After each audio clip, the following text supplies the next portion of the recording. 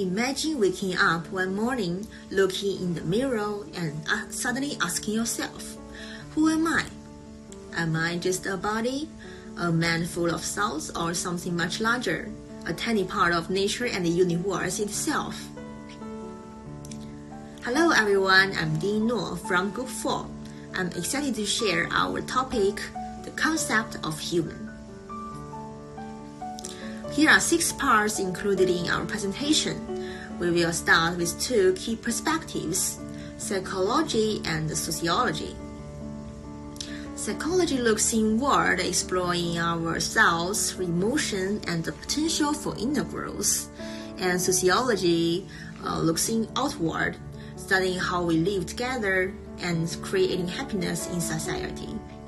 Together, they remind us that human being is both spiritual and social, needing balance between personal growth and the social harmony.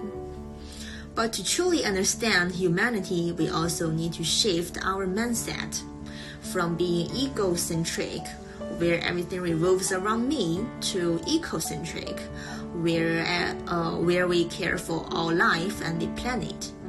This change from me to we is what defines a more mature, compassionate kind of humanity. Because being human is not about dominating nature, it's about living in harmony with it. So today our presentation will take you on a journey through different philosophies from West and East, from Islam to Indian to China, and all searching for the same truth. What does it truly mean to be human? So let's start our journey together. Hello everyone, my name is Lin Bingjie. Today, I'm going to talk about the concept of human, focusing on how our understanding of human being has changed, from being ecocentric to ecocentric, and from the Western to the Eastern view of life. In the past, humans saw themselves as the center of the world. This is ecocentric thinking, where nature exists to serve people. But today, as we face environmental crisis, we realize that humans are only a small part of a greater ecosystem. The ecocentric view reminds us to live in balance with nature. Not me first, but we together. In the Western tradition, God, man, and nature are often seen as separate. Man studies himself through psychology, nature is studied through science, and God is value of distance. This creates a mind versus nature mindset. It promoted progress and knowledge, but also make people feel disconnected from nature and spirituality. In the Eastern tradition, God, nature, and man are seen as one. Everything is connected in harmony and balance. Man is a small part of nature, and God represented the higher spirit. When we live in harmony with nature, we also live in harmony with the divine. I will talk about Western philosophy and Islamic philosophy view, human nature and purpose. In Western philosophy, Aristotle said man is a rational being and using reason lead to a good life. During the Middle Ages, man was seen as a servant of God who must obey him. Later, thinkers like Nietzsche rejected pure rationality, saying man is driven by emotion and willpower. Finally, Sartre believed man is born without guidance and must create his own meaning. So, Western thought moves from reason to religion to individual freedom. In Islamic philosophy, man has 2 main roles.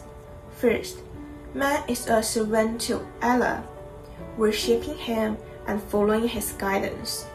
Second, man is a steward on earth, responsible for justice, caring for others, and protecting the world. By serving Allah, Man gains the strength to fulfill this responsibility.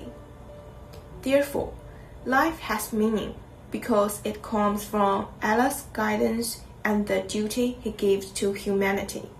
This section will introduce the philosophical thoughts of China and India from the perspective of religions.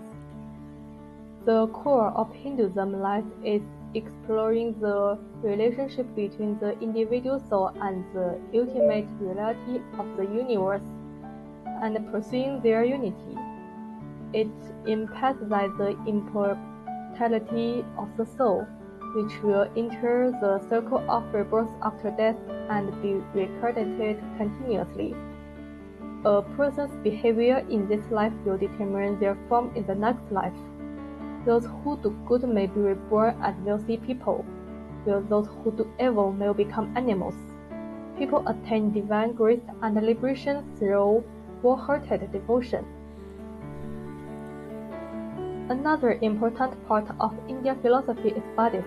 Buddhist thought denies the existence of permanent soul or life. It teaches that the self will cling to its annihilation and nothing in the world has a fixed essence. True liberation comes from cognizing this and ceasing to attach. In Chinese philosophy, Confucianism holds a central position. It's dedicated to building a harmonious social structure grounded in morality, ethics, and responsibility. Its core principle to benevolence and equity emphasizes human relations, social duty, and the integration of spiritual cultivation with social harmony. Taoism, another cornerstone of Chinese thought, advances a religion with the universe in natural flow rather than imposing human will. Through the principle of non-action, it teaches that true freedom and peace come from living in harmony with nature and returning to one's authentic self. Although culturally distinct, all traditions examine life's purpose and path to liberation or social balance. About this part, we need to know what is the true purpose of education.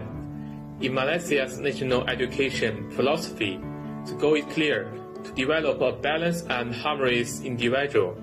This means nurturing the whole person in 4 key areas. First, the physical, a healthy body. Second, the emotional. Third, the spiritual, strong character and inner peace. Fourth, the intellectual, a sharp and clear mind. These 4 aspects are deeply connected. Therefore, education shouldn't just be about exams and grades. Its real mission is to help us grow in a balanced way in body, heart, mind, and spirit. Finally, we need to summarize all the parts. This idea of holistic development isn't new. We see it in wisdom traditions across the world, from the West to the East. Philosophy has long explored what it means to be human and how to live a meaningful life. Whether it's the Islamic view of humans as manager of the earth, the Hindu pursuit of unity with the universal spirit, or the Confucian responsibility and the Taoist harmony in Chinese thought, all point toward a similar truth. So Malaysia's educational vision is a modern reflection of the timeless pursuit. It brings together these different thoughts into a single practical goal. That was developing balanced individuals, make sure they are ready to live in harmony with the world. And that's all. Thank you for watching.